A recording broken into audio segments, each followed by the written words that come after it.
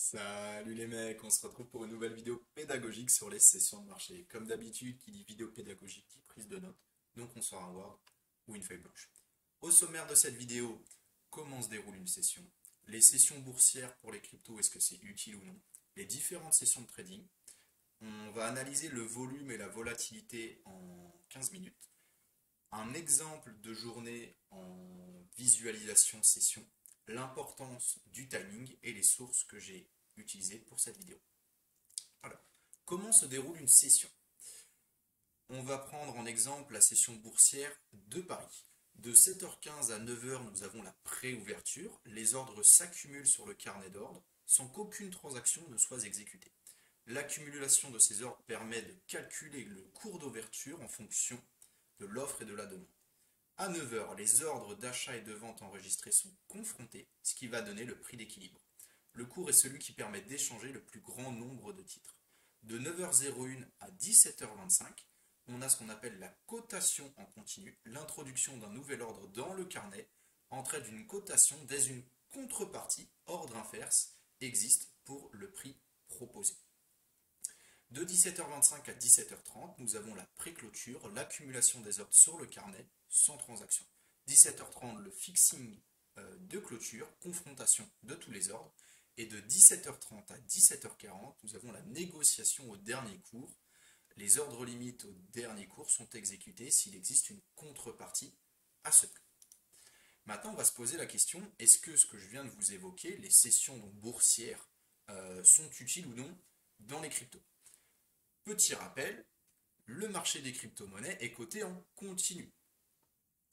Donc, tout ce que je viens de vous évoquer sur les fixings de clôture, les négociations de dernier cours, les pré-clôtures, excusez-moi, et les pré-ouvertures, ne sont pas à prendre en compte. Ils sont à prendre en compte comme si c'était une cotation en continu. Donc on comprend ici que les pré-ouvertures vont agir comme une cotation en continu. Donc un open de marché peut commencer à la préouverture. Et on va vérifier cela. Ou invalider cela. Ok. Faut bien comprendre que depuis mi-2020, nous sommes rentrés dans un nouveau paradigme avec l'arrivée des institutions dans les crypto-monnaies. Les règles du jeu ont changé et sont influencées par les institutionnels. On le voit avec cette étude qu'à partir du troisième trimestre 2020, on a une arrivée massive des institutionnels en termes de transactions. Et on le voit que plus ça va, plus les institutionnels prennent du poids sur le marché et font plus de transactions que les retail. Et on voit également, voilà, petite information bullish, que c'est des institutionnels de plus en plus gros qui arrivent, de plus en plus lourds qui arrivent sur le marché. Vous voyez, au début, c'était des institutionnels, excusez-moi, qui avaient entre 10 000 et 1 million à investir. Et là, c'est des gros institutionnels qui ont plus de 10 millions de capital. Donc ça, c'est plutôt bullish en termes d'analyse. Voilà, petit aparté. On va émettre une hypothèse et partir du principe que les institutionnels sont habitués aux sessions boursières et qu'ils vont donc trader le Bitcoin de la même manière qu'ils tradent un indice tel que le SP500 par exemple. On va vérifier ou non cette hypothèse avec une étude de la volatilité et des volumes du Bitcoin par tranche de 15 minutes. Comment on va valider ou non cette hypothèse et également l'hypothèse qu'on a faite avant que les préouvertures et pré-clôtures sont en termes de cours continu. On va la valider avec, si on a du volume à l'open des sessions boursières, ça nous indique que il y a des institutionnels qui arrivent et également si on a de la volatilité. Maintenant, je vais vous présenter avec un petit graphique simple les sessions boursières. Donc nous avons Tokyo qui ne possède pas de préouverture de marché. En tout cas, j'en ai pas trouvé avec mes recherches sur Internet. Je vous mets toutes les sources en description. On va également valider ça avec le volume et la volatilité. Donc Tokyo a une open de marché à 2h et se finit à 8h15. Londres a une préouverture de 7h15 jusqu'à 9h et de 9h à 17h30, il a sa cotation en continu, c'est la session boursière. New York, de 14h30 à 15h30, nous avons la préouverture et de 15h30 à 22h, nous avons la cotation en continu. Après 22h, il n'y a plus d'institutionnels sur le marché. C'est ce qu'on appelle globalement la clôture de marché, donc de 22h à 2h du matin. On va vérifier cela tout de suite avec les volumes. On voit donc bien que de minuit jusqu'à 1h45, il n'y a pas de volume. Et donc, on confirme le fait qu'il n'y a pas de préouverture pour la session Tokyo. Ok, on voit que de 2h, de 1h45, parce que du coup la candle est calculée sur les 15 minutes d'avant, jusqu'à 2h30, nous avons un pic de volume, ce qui nous confirme l'hypothèse que que les traders tradent la session de Tokyo. On voit également de 8h45 jusqu'à 10h, oui c'est bien ça, on a un pic de volume, on confirme donc également la session de Londres, et on voit que de 14h30, pic de volume, et 15h30 jusqu'à 16h, on a également du volume, et donc on confirme la session New York. Et qu'on voit également qu'à partir de 16h, le volume ne fait que diminuer, donc il y a de moins en moins de transactions sur le marché. Ce qui ne veut pas dire qu'il y a moins de volatilité. On va voir ça juste après. Donc on confirme cette théorie que les institutionnels tradent le Bitcoin avec les sessions de marché. On confirme le fait également que les préouvertures agissent comme une cotation en continu. On le voit avec la session de Londres. On voit qu'à partir de 7h15, vous voyez juste ici, avant ça diminue en termes de volume, et on voit qu'à partir de 7h15, le volume augmente pour finir par trouver entre guillemets ces sommets de volume à l'Open Londres. Et on voit également à 14h30, la préouverture New York offre beaucoup de volume. Également à 14h30, à mettre entre guillemets, il y a le fait aussi qu'à 14h30, on a beaucoup de news de marché pour les USA. La plupart des news en termes de chômage, d'inflation, de taux d'intérêt sont évoqués à 14h30. C'est pour ça que 14h30 offre également beaucoup de volatilité / volume. On va voir maintenant le graphique en termes de volatilité et on voit qu'il est un petit peu différent. On voit toujours où on avait notre pic de volume à l'Open Tokyo, mais on voit qu'à 3 heures, on a un pic de volatilité. Ce pic de volatilité est dû au fait qu'à 3 heures, nous avons la clôture de l'Initial Balance Tokyo. Je vais vous expliquer ça dans la prochaine vidéo sur comment on trade les sessions de marché. Vous allez comprendre un petit peu mieux pourquoi on a ce pic de volatilité. On voit donc qu'après le prix, la volatilité diminue, qu'à partir de 8h15 jusqu'à 9h30,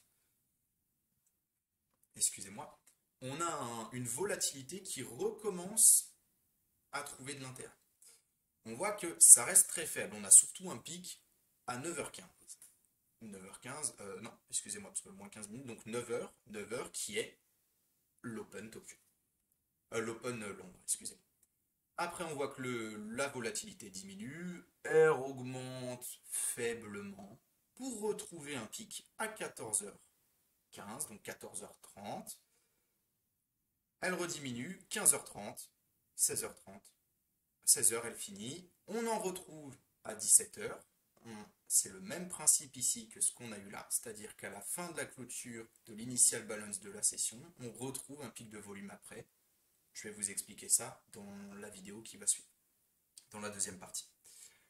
On voit également qu'après 17h15, il ne se passe pas grand-chose en termes de volatilité et on retrouve de la volatilité à partir de 20h jusqu'à 21h. Pourquoi? Parce que c'est la fin de la session New York. Et donc, la fin pour les institutionnels de trader le Bitcoin. C'est-à-dire qu'après 22h, c'est fini. Les institutionnels ne sont plus sur le marché. Et on voit qu'en termes de volatilité, c'est même pas 22h, c'est plus 21h. Donc souvent, après 21h, le marché ne va plus beaucoup bouger. En termes de volatilité par effet des institutionnels. Mais on voit quand même qu'à partir de 22h30, nous allons retrouver de la volatilité. Qui s'explique par le fait qu'il y a encore des traders sur le marché, vu que le marché des crypto-monnaies est coté en continu, et que souvent, ils vont commencer à corriger le mouvement qui a été fait par les institutionnels avant pour retrouver de la liquidité. Donc, c'est-à-dire que par exemple, sur une session New York qui a fini baissière, à 22h30, 22h45, on va commencer à retrouver de la hausse pour prendre de la liquidité, ou pour continuer la tendance aussi. On va calmer la volatilité et juste après, à 23h30, 23h45, on va retrouver de la volatilité pour continuer ou encore prendre de la liquidité par rapport à ce qui s'est passé sur la fin de session New York. Voilà. Maintenant, on va comparer un petit peu une vue d'ensemble volume-volatilité. Et on voit que ce n'est pas parce que le volume diminue que la volatilité diminue. S'il y a moins de volume, ça peut aussi évoquer le fait qu'il y ait plus de volatilité. Pourquoi? Parce que s'il y a moins de volume, une personne qui va rentrer avec une grosse position sur le marché va créer plus de volatilité facilement. Principe de liquidité d'un marché, si un marché est liquide ou non. Et on voit que on a ces pics de volume, voilà, à 3 heures et à 17 heures, et on peut se demander, mais pourquoi on a ces pics de volume qui sont ici, alors ces pics de volatilité, excusez-moi, alors qu'en termes de volume, il n'y a pas de pic de volume. On va voir ça justement, juste après, dans la prochaine vidéo. Maintenant, on va voir un graphique qui, en journée, en visualisation session, qui est du 7 octobre 2022. On n'oublie pas, quand on regarde un graphique en 5 minutes, le contexte en 4 heures en daily. Là, je vous rappelle le contexte par rapport à ce graphique. Le contexte était baissier parce qu'on venait de prendre beaucoup de liquidités de short avec une prise de high qui était daily, qui s'était fait sur la journée d'avant. Donc on était en train de comprimer. On voit qu'à l'Open Tokyo, ça monte un petit peu, ça redescend. Globalement, ça range, ça ne fait pas grand-chose. Préouverture, donc, Open, on peut se dire, on peut considérer ça comme ça, mais l'Open réellement se fait à 9 heures. Mais on voit quand même cette préouverture est haussière pour aller chercher, vous voyez le sommet qu'on avait ici, de la liquidité, pour finir par dump. Ok, et on vient chercher le lot, ce qui nous crée de la liquidité pour remonter tranquillement. Mais on voit, si on se reprend notre graphique sur la volatilité, que sur la session Londres, on a beaucoup moins de volatilité que sur la session New York. Donc on peut se dire en tant que scalper, parce que là ce que je vous évoque c'est vraiment pour du scalping de l'intraday, c'est beaucoup moins pour du swing. En tant que scalper, une personne qui va rentrer sur un trade en session Londres va viser des liquidités intermédiaires. Je rappelle qu'ici, au niveau là, des 19 520, nous avions un 618 qui était le 618 de la hausse que nous avions eu sur les journées précédentes. Voilà. Donc qui était un niveau de liquidité intéressant à aller chercher.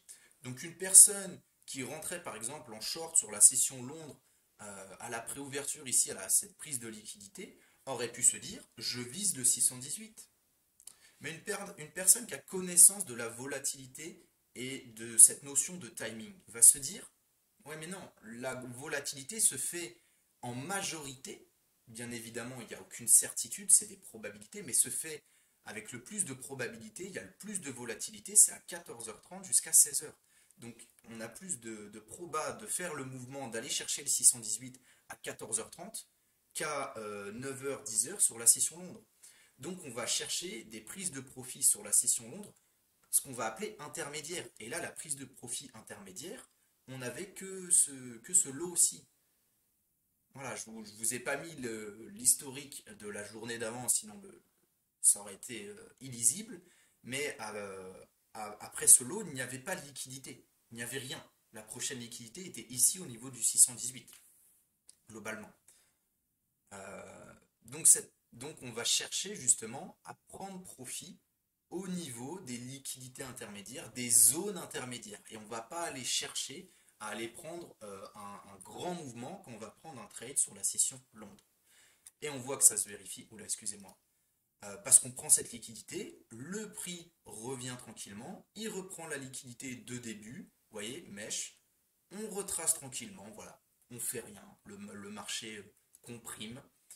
14h30, accélération haussière, on vient prendre toute la liquidité de la journée. Vous voyez, les sommets de la journée étaient ici, on vient prendre toute la liquidité pour dump, on vient chercher les lots, prise de liquidité quand même, donc ça ravale, ça essaye, beaucoup trop de force vendeuse, l'initiative était à la baisse, on drop, on vient chercher le 618. 16h se finit, on vient retrouver une hausse. Ici, on voit que voilà, normalement, on avait vu qu'en termes de volatilité, on avait un pic ici. Ici, on n'a rien fait. Je vous explique Pourquoi rapidement, et je vais vous détailler ça dans la prochaine vidéo, dans la deuxième partie.